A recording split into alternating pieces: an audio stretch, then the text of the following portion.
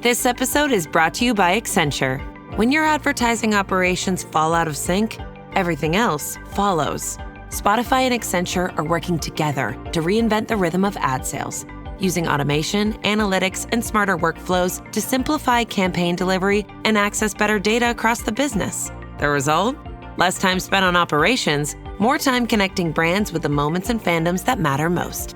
Learn more at accenture.com/Spotify.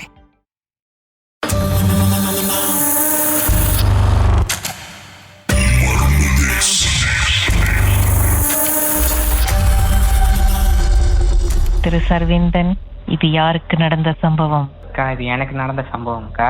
சாயங்காலம் ஒரு 5 மணிக்கிட்ட எங்க அண்ணன் அந்த டைம் ஜாமா வாங்கலான்னு மோட்டர் எடுத்துட்டு வெளியாகும் போது அடிபட்டாருக்கா. ஆக்சிடென்ட் ஆயிடுச்சு. ஐயோ. இப்ப நாங்கெல்லாம் போய் பார்த்தப்ப அடி கூட பட்டுருந்துச்சு அவருக்கு. ஃபேஸ்லயும் கையிலயும் அடி கூட அவருக்கு. எங்க சொந்தக்காரி எடுத்துட்டு அவரை ஏத்திட்டு ஹாஸ்பிட்டல் போனோம். அவர் உடம்பெல்லாம் ஒரே ரத்தம், காடிலயும் சரியான ரத்தம் அவருக்கு போயிருச்சு. அப்போ நாங்க ஹாஸ்பிட்டல் போய் அவரை சேர்த்துட்டு அவரை பார்க்க முடியாதுன்றப்போ கிரிட்டிக்கல் ஜோன்ல இருந்தாரு. நாங்க 11:30 மணி வரைக்கும் அங்க இருந்துட்டு வீட்டுக்கு வந்துட்டோம்க்கா. அதுக்கப்புறம் வெள்ளனே படுத்துட்டு காலைல எழுஞ்சி அவரை பார்க்க போனோம் அப்படின்னு சொல்லிட்டு குளிச்சுட்டு அப்பா என்கிட்ட காடியை ஸ்டார்ட் பண்ண சொன்னாரு. நான் காடியை ஸ்டார்ட் பண்ணலான்னு வாசல்ல இருந்து பாக்குறேன். என் காடியில ஏதோ ஒரு உருவம் உட்காந்துருந்துச்சு. நீட்டு உருவம், ஆம்பளை ஆள் உருவம். அது தலையை ஆட்டிக்கிட்டு இருந்துச்சு இப்படி இப்படின்னு. நான் அதை பார்த்து பயந்து எங்க அப்பாட்ட சொன்னேன். எங்க அப்பா சொன்னாரு, அதெல்லாம் ஒன்றும் இல்லை, அதெல்லாம் ஏதோ வந்திருக்கோம் அப்படின்னு சொன்னாரு. நானும் விட்டுட்டேங்க்கா. அதை காடி ஸ்டார்ட் பண்ணீங்களா இல்லையா? இல்லையேக்கா, அப்பா தான் போய் ஸ்டார்ட் பண்ணாரு. அதுக்கப்புறம் அப்பா எதுவும் பார்க்கல? அப்பா எதுவும் பார்க்கலக்கா. அவரு ஒன்றும் இல்லைன்னாரு. ஆனா நான் தான் பார்த்தேன் அதை. அண்ணனை போயிட்டு ஹாஸ்பிட்டல்ல விட்டதோட அதுக்கப்புறம் காடியில எல்லாம் ஒரே ரத்தமா இருந்துச்சுன்னு சொன்னீங்களா? அதெல்லாம் கிளீன் பண்ணீங்களா இல்ல அது அப்படியே இருந்ததா? அப்படியேதான்க்கா இருந்துச்சு அதெல்லாம். ஓகே. அப்புறம் நாங்க போய் பார்த்துட்டு சாயங்காலம் வீட்டுக்கு வந்துட்டோம்க்கா. சாயங்காலம் வீட்டுக்கு வந்ததுக்கு அப்புறம் மின்னுக்கூட்ட ஆண்டி எங்களுக்கு போன் அடிச்சாங்க. அடிச்சு இந்த மாரி நீங்க எல்லாம் எத்தனை மணிக்கு வீட்டுக்கு வந்தீங்க அப்படின்னு கேட்டப்ப எங்க அம்மா சொன்னாங்க, இத்தனை மணிக்கெல்லாம் வந்துட்டு கதுவா சாத்திட்டோம் அப்படின்னாங்க. அப்போ அந்த ஆண்டி என்ன சொன்னாங்கன்னா, நான் 12:30 மணிக்கு நீங்க எல்லாம் வந்துட்டீங்களா இல்லையான்னு பாக்குறதுக்காக கதவை திறந்து பார்த்தேன். நாங்க வீட்டுக்கு வெளியில வாசல்ல ஒரு சோஃபா போட்டிருப்போம் ஆளுங்க உட்காந்துறதுக்கு. இப்ப அவங்க கதவை திறந்து பார்த்தாங்கன்னா அந்த சோஃபா நல்லாவே தெரியும். அவங்க பார்த்தப்ப மின்னுக்கு வேற ஒரு உருவம் பெருசா உட்கார்ந்துருக்கு சோஃபால. நான் பார்த்தது வேற, அவங்க பார்த்தது வேற. அவங்க பார்த்தது எப்படி இருந்ததா?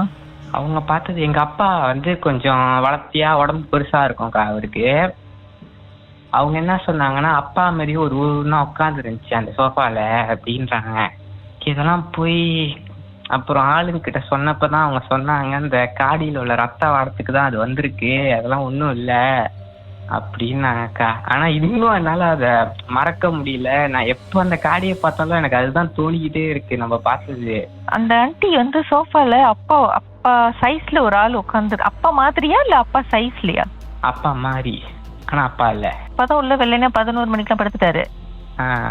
ஆனா அப்பாட்டையும் கேட்டாங்களா அம்மா, நீங்க ஏதோ ராத்திரில வெளியே போனீங்களா, உட்கார்ந்து இருந்தீங்களான்னு? இல்லையக்கா, நான் தானே எல்லாம் உள்ள வந்ததுக்கு அப்புறம் கேட்டெல்லாம் சாப்பிட்டேன். அப்பா அந்த டைம் உள்ள குளிச்சுக்கிட்டு இருந்தாரு. எங்க கூட தான் உள்ள இருந்தாரு. அப்ப வெளியே இருந்தது யாருன்னு எனக்கு இப்போ வரைக்கும் தெரியல. நான் பார்த்தது யாருன்னு தெரியல எனக்கு.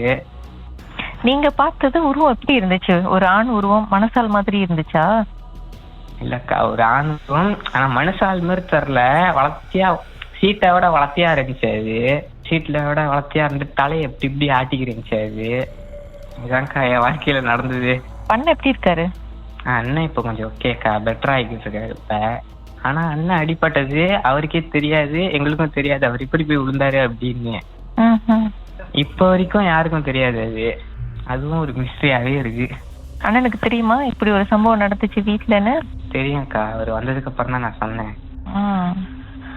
ஓகே ஓகே, சீக்கிரமாவே உங்க அண்ணன் குணமாகணும். நீங்க இந்த பார்த்த பயத்துல இந்த ட்ராமால இருந்து சீக்கிரமா வெளியே வரணும். தேங்க்யூ சர்வேந்தன். உங்களுக்கு என்ன வயசு? 18 வயசுக்கா.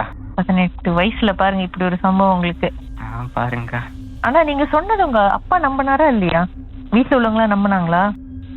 நான் சொன்னப்ப யாரும் நம்பல, நன்றி சொன்னாங்க அப்படின்னு நல்லா பார்த்தாங்க அப்படின்னு. அதுக்கப்புறம் தான் நம்பினாங்க நான் இந்த மாதிரி உண்மையுமே ஒரு உருவத்தை பார்த்தேன் அப்படின்னு. இன்னைக்கு ராத்திரி கனவுல திருப்பியும் வந்துட போது உருவம்.